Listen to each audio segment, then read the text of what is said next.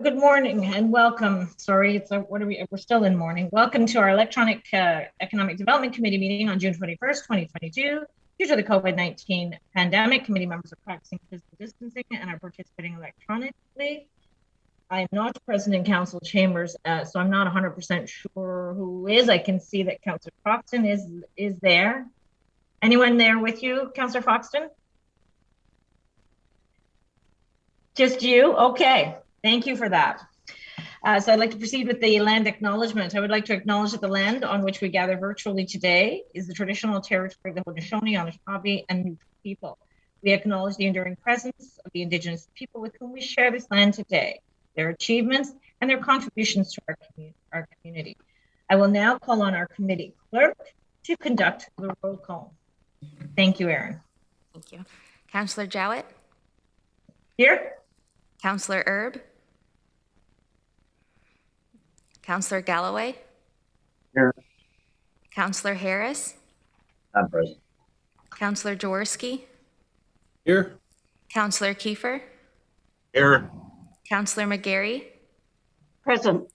Councillor Verbanovic? Present. And Regional Chair Redmond.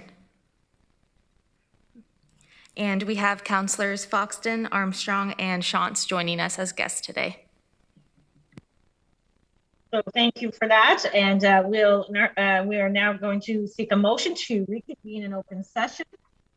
That motion is made by Councillor Jaworski, seconded by Councillor Kiefer. All of those in favor, please use your buttons.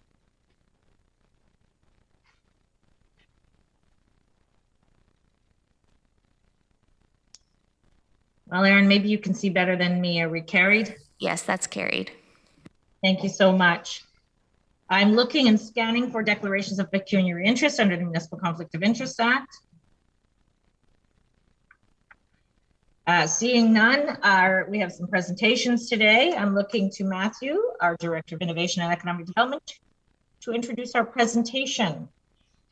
Thank you, Chair. So our next presentation for you today is about our COVID Safe Ambassador Program, which is coming to a close.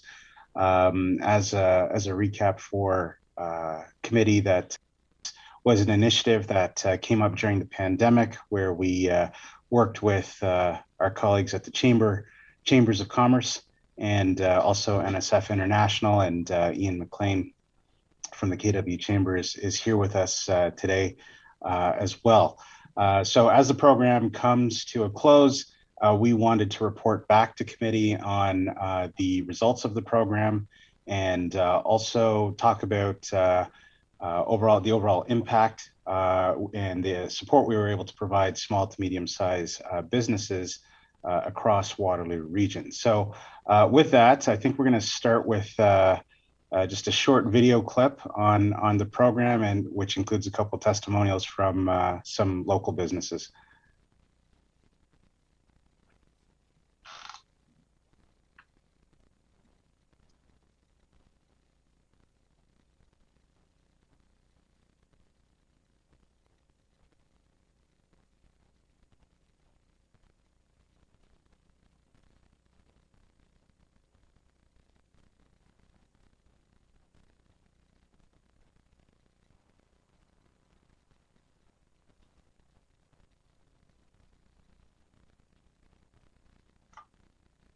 Is it not working, Laura? Should we just...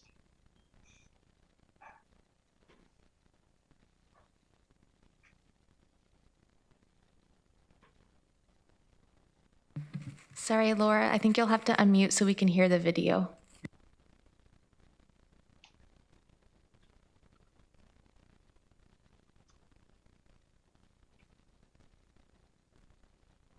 And it appears it's not working very well. Apologies, folks. No sound? Yeah, so maybe what we'll do is just keep moving through the program.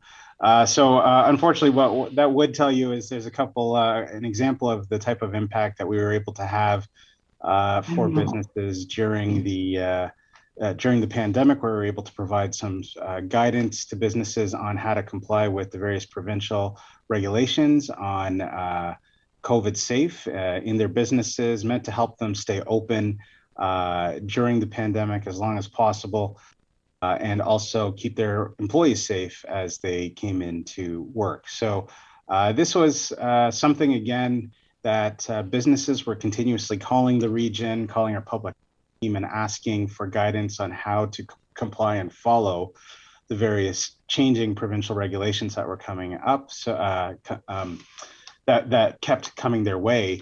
And so Regional Council made an investment of overall about $900,000 as part of the first phase to launch the COVID Safe Ambassador Program. And again, this was a partnership with both the Chambers of Commerce and NSF International, where we sent ambassadors who we used public health students from local post-secondaries. They were trained by NSF International, and they went door to door offering hands-on assessments and guidance to business owners on safe practices. And again, the program was totally voluntary, but we had excellent uptake in the program.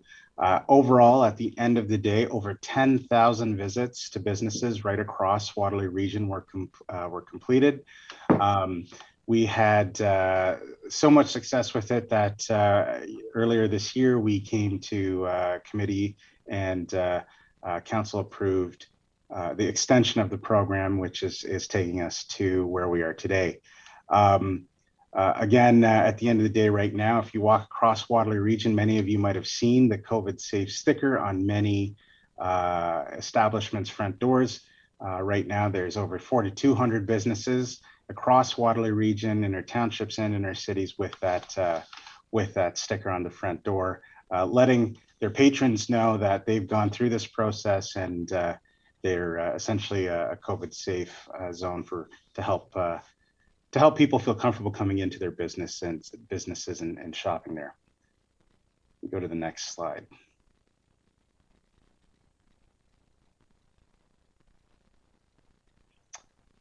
So I've covered some of this, but one of the things that was of real benefit from this program was as things continuously changed through the pandemic, we were able to adjust rapidly to different needs that were coming up. Case in point, a number of summer camps last year were coming up, and the summer camp operators were asking for guidance and on how to operate safely. So we were able to take the core elements of and again, work with NSF on customizing guidance and specific assessments to those summer camps. We did that with some conferences that happened locally. A great part of this was just the partnerships that we built. Again, we already talked about building and doing this in close partnership with both of the Chambers of Commerce, but also with our post-secondary institutions and being able to help start to contribute to training some of the next generation of public health workers as well. So, and we hoped part of that was to help alleviate some of the pressure that was coming towards public health from inquiries from businesses. So we're trying to really focus on, again, hands-on support for businesses, but alleviate some of the pressure that public health was facing. So we actually ended up going through 3 rounds of assessments. So again, as regulations changed, as requirements changed for different sectors, for example, our ambassadors would go out, do the assessment, and then they would go back out and do a second assessment. Or if a business asked for a more detailed assessment, we would book a longer period of time with the business, send in a more senior ambassador out, spend up to 2 hours with them to help do a very detailed assessment and provide more hands-on guidance. So really flexible program to really respond to what businesses were asking for. And it was also generated some great partnerships for the region. Next slide, please. So although we didn't get to see the video, here's just a snapshot of some of the local businesses that on their own, we were really pleased to see businesses posting positive messaging about the COVID Safe program on their own, taking photos of their employees, as you can see here with the COVID Safe toolkits that we left businesses with. So a lot of positive response from business on being able to provide this service. So that's kind of a summary and a recap of the program. We were very pleased. We weren't sure at the start of this program exactly how it would turn out. We were the first community in the country to offer something like this, and so it was us sort of being ahead of the pack on trying to provide this type of broad service to small businesses across Waterloo region. I'm going to just turn it over to Ian, one of our partners, just to add some comments from the Chamber's perspective. Well, thanks, Matt. And I'm here on behalf of Greg. He had to step off to chair another meeting. So I'm taking the, I'll collect his time as well. But just a few comments. I think one of the things that is,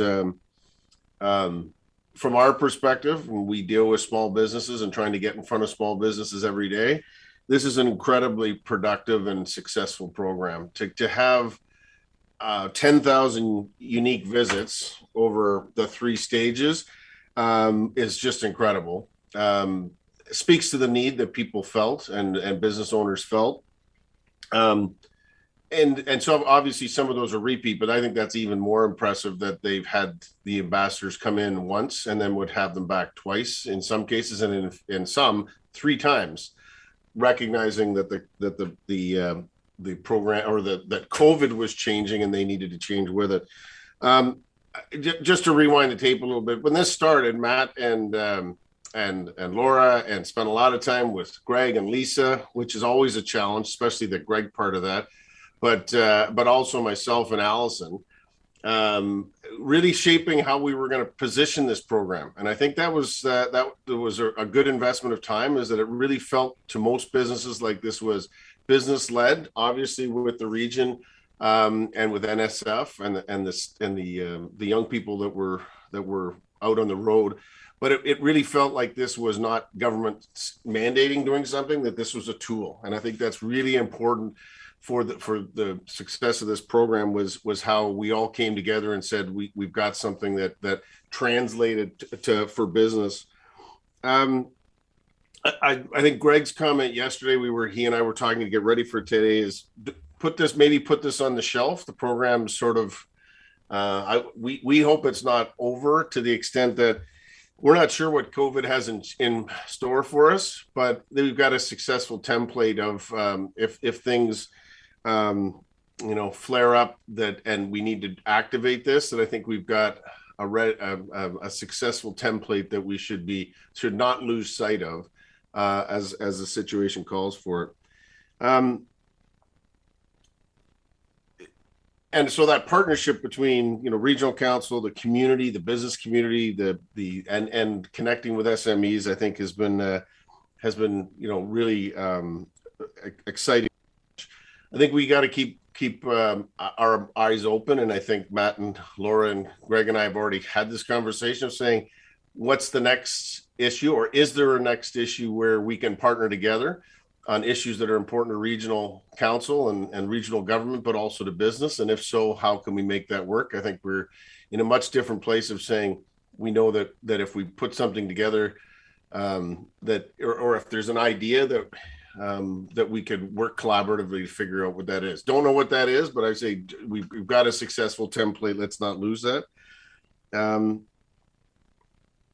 I think, just to once again say that it has been a pleasure to work with Laura and Matt. They have done tremendous work. I give a shout out to Allison Mitchell from my staff, Lisa DeRocher from the Cambridge Chamber. It's mostly a success because Greg and I just stay out of the road and let the people who are actually accomplished at these things do what they do. So big shout out to Laura and Matt, Allison and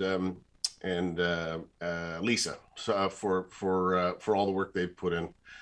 So I'm happy to answer any questions, but I think those are, did I get that about right? Because Greg's not on. He was going to do most of the talking. Laura and Matt, that's good? Good. Thumbs up. Okay. Well, thanks for that, Ian. I'm seeing everybody nodding heads, but I got to tell you, I got to work one or two of the days with Lisa handing out those test kits, and the relationship between the region and our business community was, it just garnered us so much goodwill. So I'm really, really hoping that we can make sure that staff are well aware of the fact that they hit a home run here. You know, you saw the quantifiers, the engagement to the business community, and certainly the feedback on the relationship. So yeah, I do. I'm really pleased and proud of this work, and I think council is as well. So, Councillor Gary, would you like to say anything? Thank you. And if you could allow me another comment to Madam Chair, I certainly concur with your comments here. And, you know, I was on site and sitting at the table when the Ontario Chamber of Commerce President Rocco Rossi was on hand to present an award Greg and Ian for the work that they've done. And I just said, I just want the public to know that this is an incredible source of pride, not only for our chambers of commerces and our businesses here, but really all of the community members throughout. So I know that we have safer workplaces because of the work that you've done. And I just can't praise you and your staff for this idea and for the smooth rollout, and for really a precedent-setting way to manage small businesses in particular with this kind of program through the pandemic. I know that this has benefited and kept many people safe, so just can't heap enough praise on top. But I was delighted to see the award presented to you during the Cambridge Chamber of Commerce Business Awards. Well deserved. Thank you. Thank you. Excellent. Okay, and so we are going. We have another presentation, and I'm looking to you, Laura. Chair Jowett, I think Councillor Urbanovic has his. Oh, did I miss? Sorry, I had a check mark there before instead of a raised hand. Sorry, that was my fault. Just wanted to express my thanks to the chambers and staff. It was a tremendous initiative, and I think it just overall shows, you know, in particular from a business point of view, through Best WR and all the collaboration between Communitech, Red Sea, and the two chambers and the 8 municipalities, what we've been able to accomplish, which I think is a model for the rest of the province. So well done, team. Thank you. Thanks, Councillor Urbanovic. Okay, so Laura, you're up. Yes, thank you very much, Chair Jowett, and thank you, Council, for having me here today to share this with you. I'll just pull the screen up. Perfect. So a quick update to you all today on the regional patio guidelines that the region has been working on in partnership with the different townships and cities across the region. There we go. So we are actually in year 3 of the patio guidelines. These came together originally in 2020. The region came together with the various municipalities and townships to put these guidelines together to figure out how to support businesses when they were really at a point where we couldn't have people indoors. So getting these patios out and was really important in terms of keeping businesses open and alive at the time. We came together to create the ability for patios to be extended onto regional roads and also onto regional parking spaces. So that went through in both 2020 and 2021, and we're happy to announce that it is continuing again this year in 2022. And despite the fact that we're in a little bit of a lull with the pandemic, we have put the guidelines forward again this year and just kind of stripped out the public health measures, but still allowing for that expansion to support the local business community. So quick review, there are 2 different kinds of agreements that can be entered into in terms of expanding patios onto sidewalks. First is a master agreement or sidewalk patio agreement that basically the region has delegated the ability for the cities and townships to enter into that agreement directly with the businesses. So that can kind of all be administered quickly and without additional layers of approvals needed. There is also a hybrid agreement that we can enter into with the businesses, but we do that directly for the region side. And the hybrid, just to let you know, that's also when a patio would occupy onto a parking space. So that's when it gets a little bit, there's a little bit more risk and exposure when we're talking about parking spaces. So the region is going to, or does, enter directly into businesses with these particular types of agreements. Overall, we've had great success with the program, hence why we're kind of continuing with it this year. So we do want to let businesses know that the program is continuing this year. I think they've kind of expected it in 20 and 21 with the pandemic restrictions, but it's a good news story that we are going to continue offering this availability to business owners moving forward. So if business owners are interested in learning more about that, they can reach out to their local municipality and fill out a patio expansion application. And the guidelines are available at regionofwaterloo.ca/patio. And that's all I have for you today, unless there's any questions. So I don't have full screen to see hands, Laura. Maybe if you take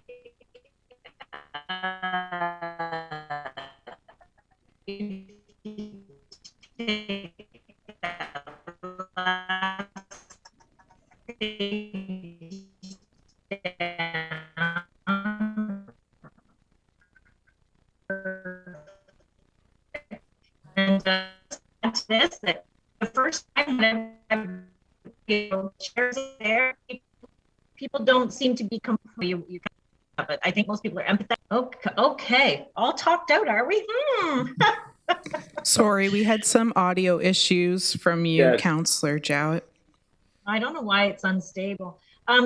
Okay, so I just wanted to see if anybody else had anything they wanted to add to it. We haven't had too many people grumbling about the road closures. As a matter of fact, I think they're quite empathetic. How's that? Can you hear me okay? Yep, much better. Thank you, Laura. Okay. So seeing everybody nodding heads, we're pretty pleased with that. Well done. It's a banner year for you guys in ECDEV. Lots of good stuff happening. Okay, so now we're looking to you, Matthew, to you've got another presentation. Yes, thanks, Chair Jowett. So I'll try and be quick in the interest of time. Wanted to provide committee with an update on the economic development strategy for Waterloo Region. So just bear with me, sharing my screen. So if committee remembers, between 2015 and 2020, we had a previous economic development strategy for all of Waterloo Region. That was the first one that was done here in the region, and it identified a few main goals, but it did have a number of actions. It had a lot of specific tasks, 231 tasks. So a lot of specific tasks to outline or accomplish as a part of that. You know, I think after it expired, we did hit the pandemic. So there was a discussion by the CAOs at the time to just pause and wait until the things settled down with the pandemic to pick this up again. And so the CAOs asked Region of Waterloo economic development staff to facilitate some informal discussions on the need for a new strategy with community partners. We ended up having over 85 discussions with local community partners. Over 55 of those were direct with business, and half were in the cities and half of those were in the townships. So it provided some good insight as to what businesses want to see with regards to an economic development strategy here, if they want, and you know, some thoughts on how to proceed forward. Some of the things that we heard from those interviews were every single community partner that we interviewed said, absolutely, you know, we do need some sort of collective strategy or approach to bringing everyone together to support economic growth. And a lot of the focus was, okay, we're thinking about post-pandemic. There's been some major structural shifts in our economy here, and that we really need to think about. You know, we talked about, you know, the things like supply chains came up, things like new emerging sectors came up. A lot of things, talent came up, for example. A lot of key things were coming up from community partners and specifically businesses as to why we need to kind of refocus ourselves collectively and come up with an approach moving forward. And obviously, everyone talked about the fact that Waterloo Region continues to be one of the fastest growing CMAs here. And we need to make sure that we're staying ahead of the game when it comes to our overall competitive positions compared to other regions in Ontario, Canada, North America, and globally. One of the key things that came up was businesses in particular said, we need to think big about, it's a Waterloo Region, characteristic to think big and go after that. So, instead of maybe all these specific tasks, a lot of people are saying, well, just think big and allow us the flexibility to collectively work towards these goals and understand that the world is changing very rapidly as we all see it. Economies are changing and factors that can impact us are changing fast. Businesses also said, with that in mind, let's keep it in a time frame of 3 to 5 years. The previous strategy was 5 years, so we kind of gauged what businesses were thinking about as far as the time frame, and 3 to 5 years is what came up the most. I already highlighted some of these things, but these are the main themes, the top themes that businesses specifically raised through these informal discussions. Some of the other ones, again, I'll just talk growth strategies around and looking at how we can look at new strategies on growing existing and emerging sectors here in Waterloo Region, and how we can maybe different or a new approach to some of that. Coordination on advocacy continuously came up, again, particularly with businesses. A lot of businesses had some new ideas on how they can work differently with municipal councils on advocacy to senior levels of government, or even within their own industry, having municipal elected representatives support them in some of those advocacy efforts. And then we've all heard this as well, and that's just around overall quality of life, but housing prices and livability. When businesses are trying to attract talent, this is a major component and issue that they're running up against. So these were the top themes that came out of these interviews from businesses. And so we've taken that, we've presented that to the all 8 municipal CAOs. And the municipal CAOs gave us some direction to proceed with the development of a new economic development strategy based on that impact and feedback from community partners. Regional Waterloo will facilitate that strategy development process, and the municipal CAOs will act as the steering committee for the whole process. We are about to begin the process of establishing a core working group where it'll be, we'll ask all the area municipalities, the region, and some other community partners to form a core working group to sort of help guide this process forward and make sure that we're reaching out to all the community partners and individuals we should be touching base with through this process. So again, I think I just wanted to highlight that, what we want to do, and this particularly, again, came up from business, and that is come up with an approach on getting everyone to work towards a few key goals, big thinking goals, and economic growth priorities. That was what we heard loud and clear. So I think, that'll be an underlying theme to the process that we'll move forward with. But I think there was a lot of focus less on the small tasks and think big, and allow us that flexibility to achieve some of those bigger goals in the 3 to 5 year time frame. So I just wanted to highlight, this is an initial plan that we're going to be working with over the summer. We're going to be, as I just mentioned, we're going to be establishing those core working group. We're going to do a lot of industry research. We're going to look at best practices from other regions. One of the things we've already noticed is we are absolutely not the only community that's going through this process. A number of other communities are looking at economic growth strategies right now post-pandemic, and how they need to reposition themselves and look at key things like talent, for example. And so we're going to do a lot of that type of research over the summer, and then we will, in the fall, work to do roundtables with local, industry-specific roundtables and other community partners, talk to our post-secondary institutions.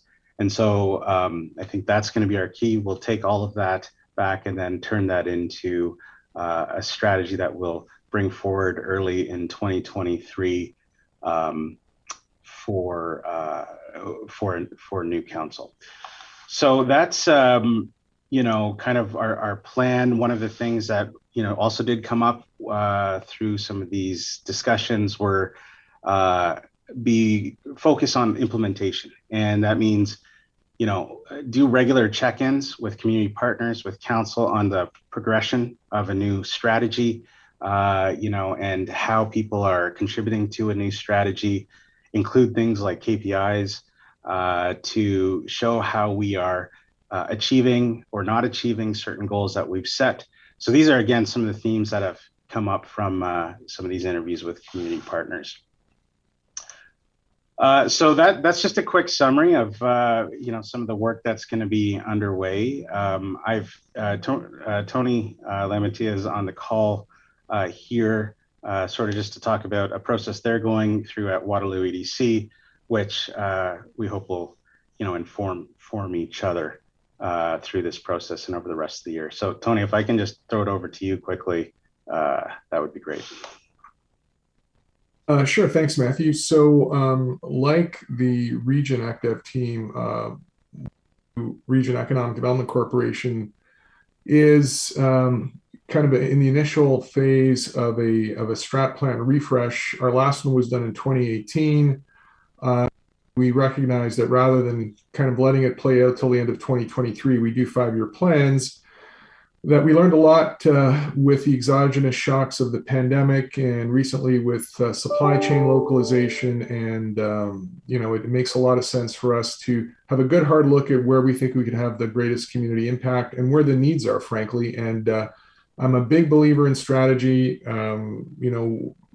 Failure to plan is a plan to fail. I wouldn't be here if it were not for the Waterloo Region Economic Development Strategy that suggested we needed a new investment promotion agency with an independent board of directors, with some strong accountability to the regional local councillors. So, it's another opportunity for us to be locally rooted, internationally competitive, and globally renowned. And it's a way to strengthen our collaboration blueprint. And the work that Waterloo EDC is going to do in the weeks ahead will be closely aligned with that work that Matthew and the team are progressing with, and we look forward to plowing ahead on that front. So that's really kind of I just say kudos and let's get to work. There's a lot of important strategic decisions that we have to make.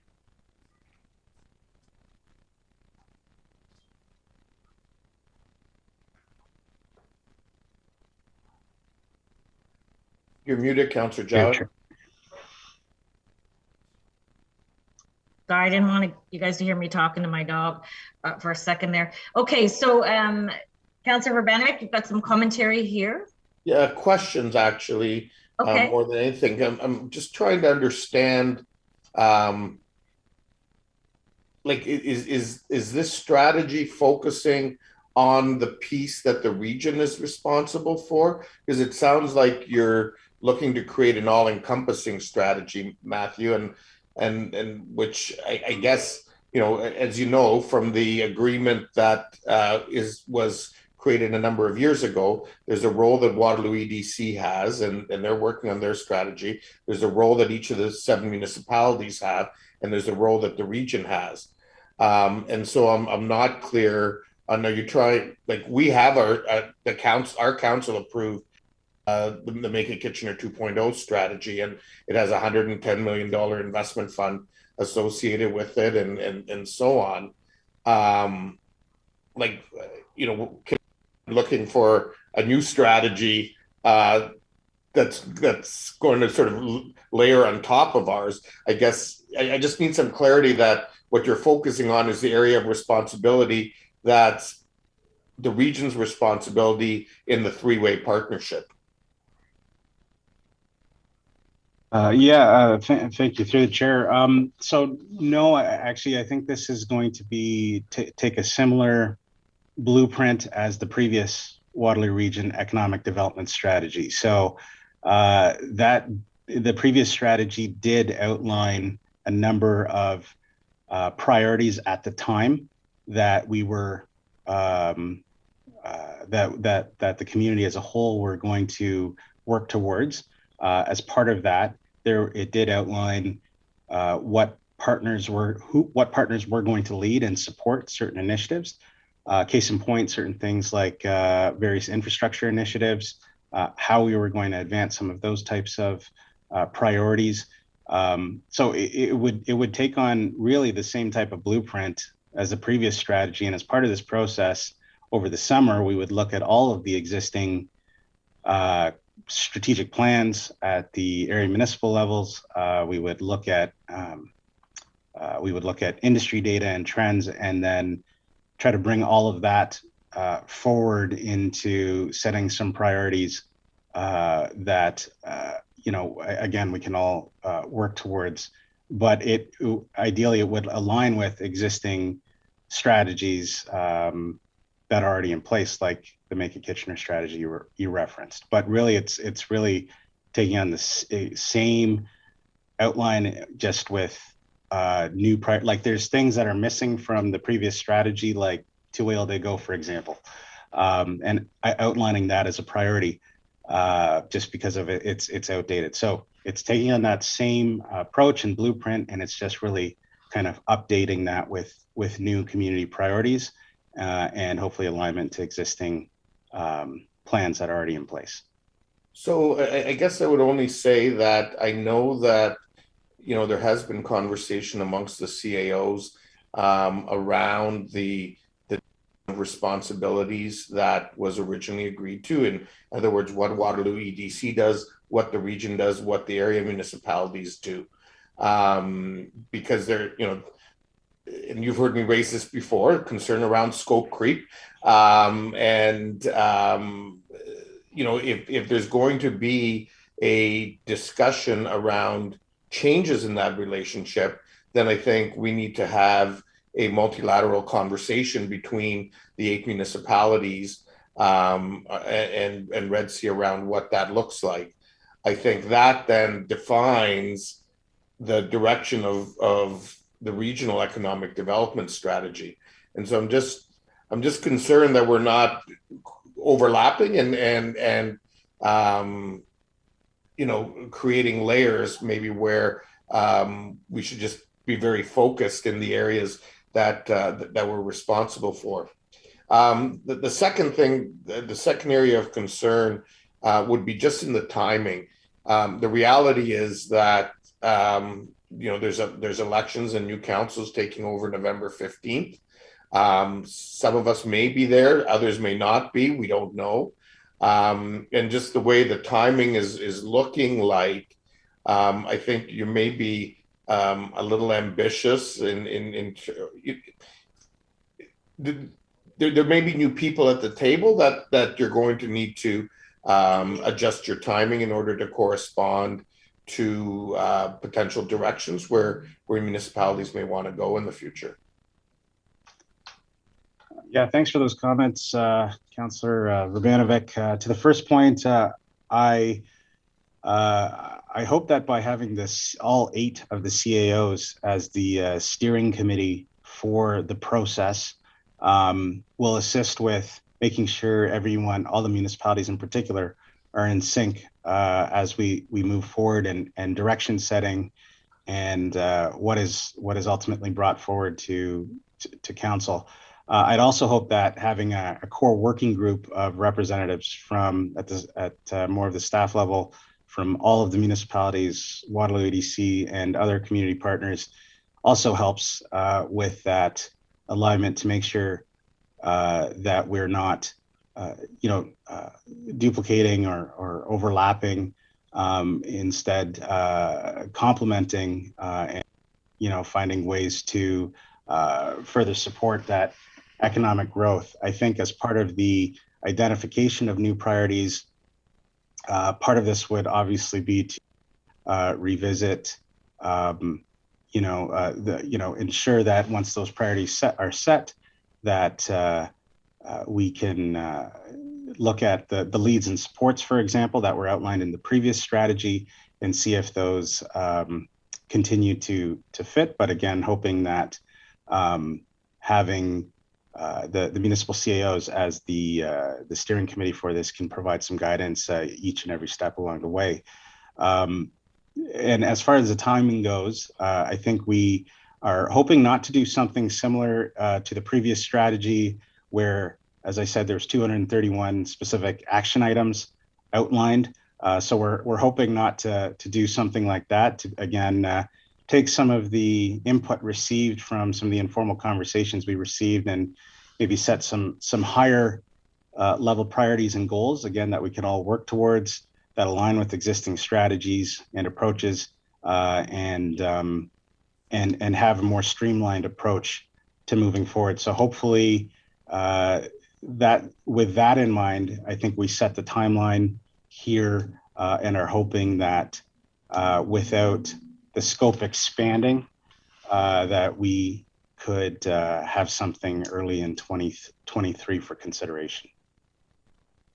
Well, yeah, I guess time will tell. The only thing, I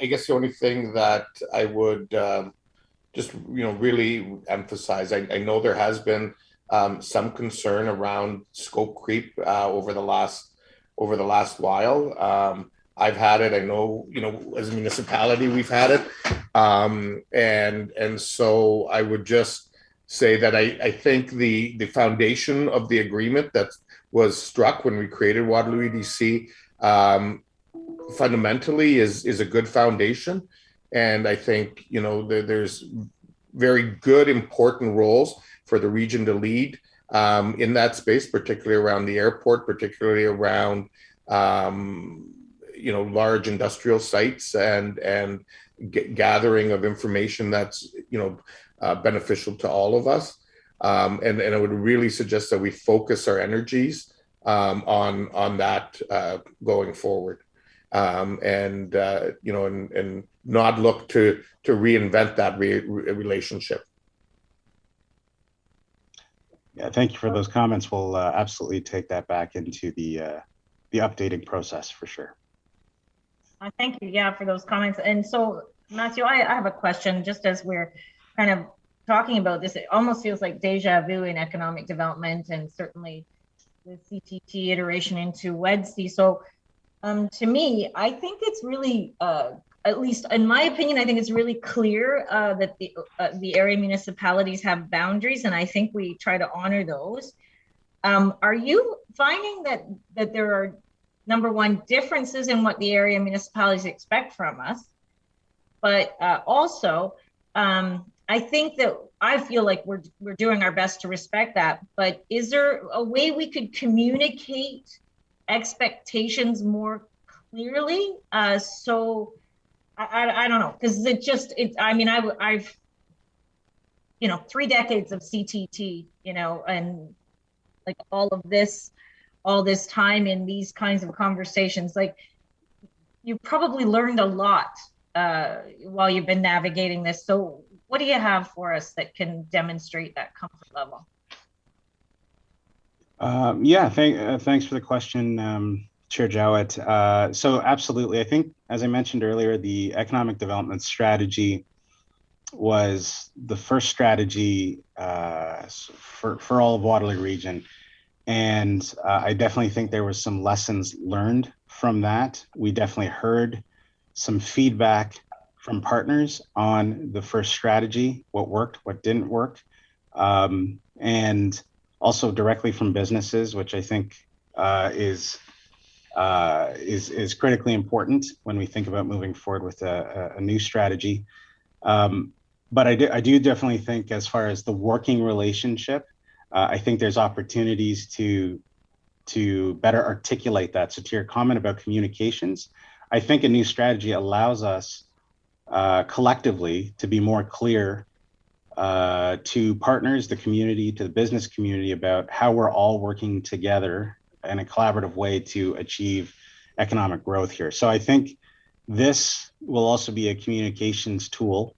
It can be a communications tool that we can use to help articulate what we're all doing to support economic growth and how we're progressing as well, because that's also something that as well, like reporting back on how we're progressing on all these economic development initiatives that are happening across the region. And it is quite clear that we are a symbiotic relationship and we need one another for the success of the entire community. We do a better job of introducing the region to WEDC because we're holistic with some diversified offerings for the business community. So I think I like the way we're going, Matt, and I like to hear that you're very open with being comfortable with the area municipalities being able to express some of that, because everybody's in different places and probably wants different things from the region maybe. But yeah, to me, it sounds like there's good lessons that are learned that are going to move us forward with a communication. I guess I think that's maybe always the thing we can do better, isn't it? Like sharing information and getting it to everybody that needs to hear it or know it so that we can carry on. So yeah, that's kind of everything for me. Rod, do you have any input you want to give us on this? No, I think this is, thank you, Chair Jowett. I think this is really important work, and it's important because, as we were discussing in earlier conversations, it is critical that we as a region, as a group of municipalities, but also as a group of stakeholders and community advocates have a shared narrative about our collective future. And there are some large-scale challenges that really we need to work together on. Matthew and Tony, and I know Chris Albinson and others, their chambers of commerce, have all advocated for a focus on building our talent resources, like making sure that we have the human resources to support economic growth in this region. That is a shared responsibility across all of our jurisdictions. The large-scale employment lands issue is strategic for all of us. So I guess what I'm getting at is that this strategy process will help us distill what those priorities are that we are all invested in and that we all need to collaborate on with this larger region building. And by region building, I mean small R region building. I can assure you, nobody in this time of scarce resources, and we are all dealing with budgets and so on, nobody is interested in duplicating effort in any shape or form across this region. There's just far too much work and far not enough bodies to do that kind of thing. Appreciate that. Thank you. Councillor Verbenwick.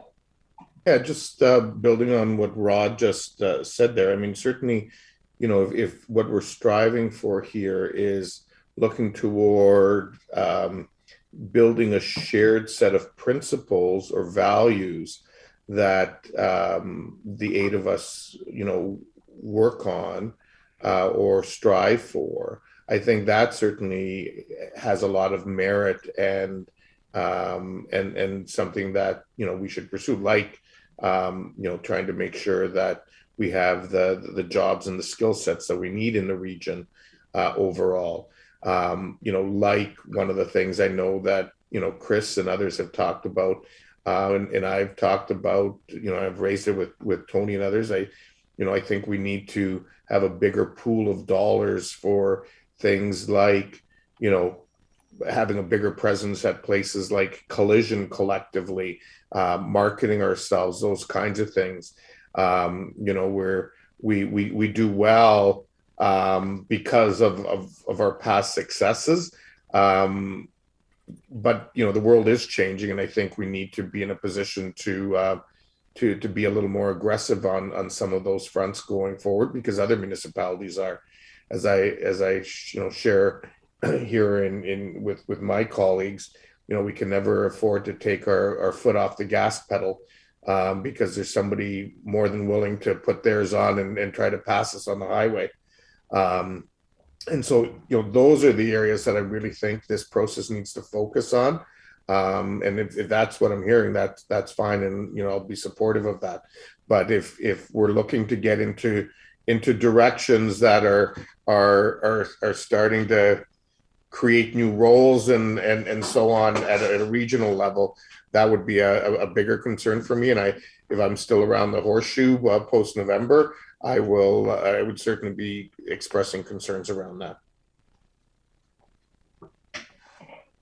So I think we've had a good fulsome discussion around that. So we'll leave that with you. That's just for information. I'll look to you to see if there's any other business around Zoom. Being none, our next meeting will be July 19th. And I will look for a motion to adjourn, please. Well done. Thanks, everyone. Thank you, Councillor McGarry, seconded by Councillor Galway. Go ahead and use your buttons. And while you're doing that, thanks again to both of you, Matt and Laura. That was a big presentations today, and we really appreciate all the hard work you're doing. We know you're under-resourced, but you should get a lot done. So thanks, as always.